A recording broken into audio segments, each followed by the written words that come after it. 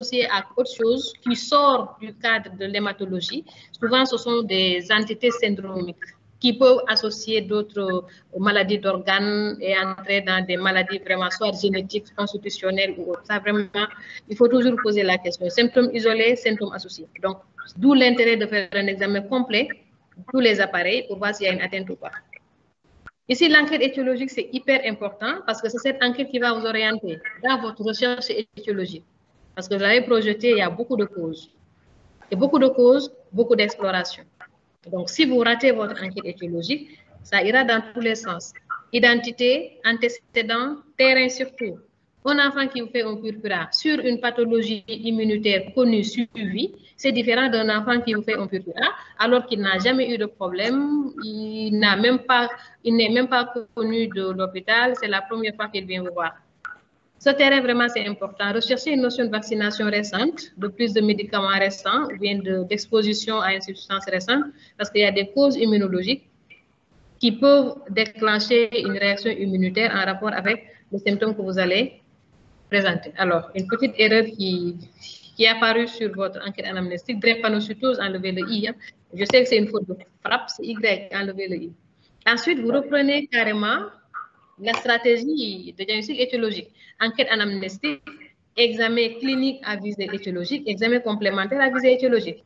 Et c'est ici, dans l'intérêt, dans l'examen clinique à visée étiologique, que vous allez reprendre l'ensemble des appareils qui peuvent être concernés par vos étiologies. C'est très simple. Vous dites qu'est-ce qui peut être à l'origine d'un purpura. Je vous donne juste un exemple. Vous parlez d'un purpura méningocoxique.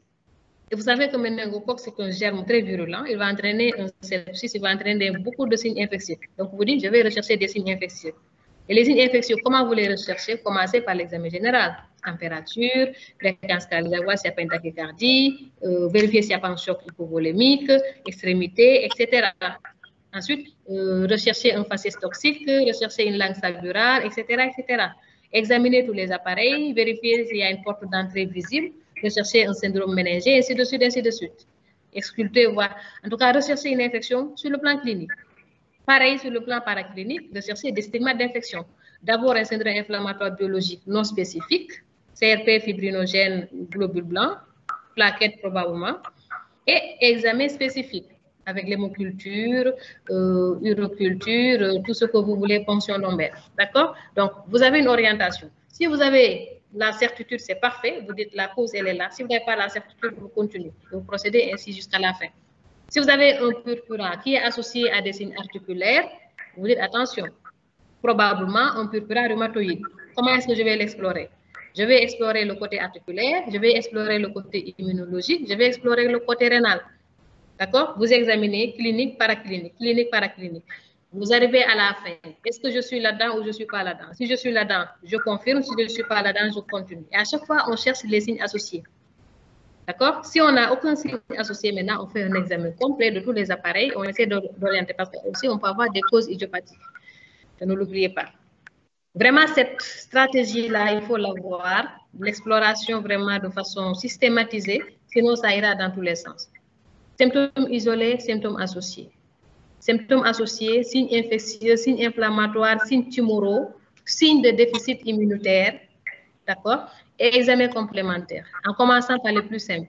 Biologie, biochimie, immunologie, peut-être imagerie, et vous les systématisez, d'accord? Et microbiologie également. Tout ce qui est signe en rapport avec, exploration en rapport avec les infections. La microbiologie, hémoculture, uroculture, les sérologies virales, VIH, hépatite B, C, etc.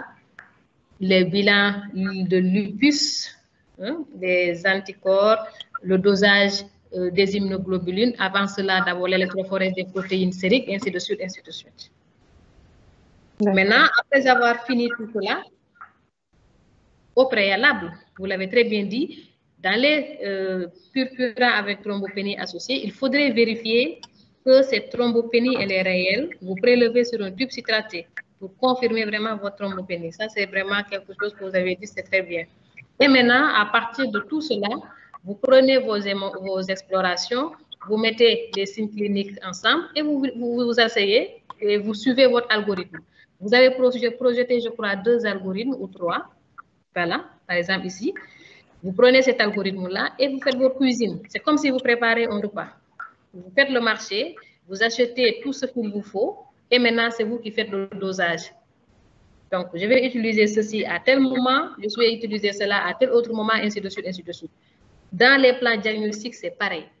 Vous prenez les symptômes en question, vous prenez les arguments anamnestiques, vous les associez aux arguments cliniques et aux arguments paracliniques et vous en sortez une cause. Et c'est cette cause-là qui va être traitée. Plus le retentissement de ce symptôme et le retentissement de cette cause. C'est aussi simple que cela. Maintenant, il faut éviter vraiment de faire trop d'exploration. Par exemple, vous recevez un enfant qui fait un purpura, vous lui faites une liste d'examens complémentaires, vous remettez aux parents. Ils ne vont pas revenir parce qu'ils ne peuvent pas le faire. Procédez par étapes. Je m'engage dans cette partie de l'algorithme, quel est l'examen complémentaire que je vais demander. Je m'engage dans tel autre point de l'algorithme, quel examen. Et ne vous pressez pas. Tant que le pronostic vital n'est pas engagé, donnez-vous le temps d'explorer. Il suffit juste d'expliquer aux parents ce que vous faites et ils vont vous suivre. Mais si vous n'expliquez pas, vous venez, vous remettez des examens complémentaires, vous faites le gros savant, vous partez, ils vont voir ailleurs. Hein? Ils vont vous laisser, ils vont voir. Et l'enfant va traîner sa pathologie jusqu'à avoir des complications et décéder. Vraiment, cette partie-là, elle est hyper importante. Il faut systématiser. Systématiser et suivre l'algorithme. D'accord? Et les symptômes, vraiment, je ne reviens pas sur les pathologies. Vous avez très bien développé les pathologies. Tout ce qu'il faut, c'est classer les choses et puis peut-être, quand vous avez des signes qui vous orientent, allez rapidement vers ces signes-là. Si vous n'avez pas quelque chose qui vous oriente maintenant, vous pouvez vous permettre d'aller un peu partout. Alors, quand on parle de maladie de Kawasaki, il faut aussi un peu contextualiser. Vous savez, nous sortons d'une pandémie Covid où il a été beaucoup question de maladie de Kawasaki. Donc, cherchez un peu dans les causes. C'est vrai qu'on n'a pas eu beaucoup de cas de Covid en pédiatrie, mais cherchez dans la littérature la corrélation entre Kawasaki, Covid au cours de la dernière pandémie et vous contextualisez votre leçon. Cela permettra de voir un point qui est dans votre leçon et qui n'était pas dans la leçon de 2019 ou de 2018 parce qu'à l'époque, il n'y avait pas Covid. Ça aussi, c'est important pour contextualiser les enseignements. D'accord. Le reste, c'est bien. Le purpura thrombopénique immunologique, c'est peut-être l'entité pédiatrique pure. Vous l'avez dit, c'est difficile à confirmer. Vous n'avez pas besoin tout le temps du test de Coombs pour le confirmer. Il peut être positif, il peut ne pas l'être. Hier, je vous ai expliqué que ces histoires de test de Coombs, c'est fonction de la concentration de l'anticorps dans le produit. Si l'anticorps est très présent, le test il est positif. S'il y a une petite quantité d'anticorps, le test peut être négatif. Dans tous les cas, c'est la clinique qui prime. Un enfant qui est là, un bon état général, qui n'a pas d'altération de l'état, un bon poids, vraiment qui n'a aucun symptôme, il n'y a pas de signe tumoraux, vous éliminez tout cela, vous retenez le purpura thrombopénique immunologique et vous faites la corticothérapie. Première intention. Si ça marche, c'est bon, vous continuez. Si ça ne marche pas, vous passez aux immunosuppresseurs. Et quand vous classez les médicaments, là, je crois que c'était ce que je voulais dire sur le purpura thrombopénique immunologique. Le SU, vous connaissez, ça c'est vraiment une complication purement pédiatrique. Peut-être ce qui est un peu rare, c'est l'Adams 13. D'accord? Le purpura en rapport avec une anomalie de la protéine Adams 13, ça c'est rare. Hein? Moi, je n'ai pas encore vu. Honnêtement, j'en connais juste des cas dans la littérature, mais pas sur le plan pratique. Alors, sur le traitement, rapidement, parce qu'il nous reste 5 minutes, toujours curatif préventif, vu moyen indication.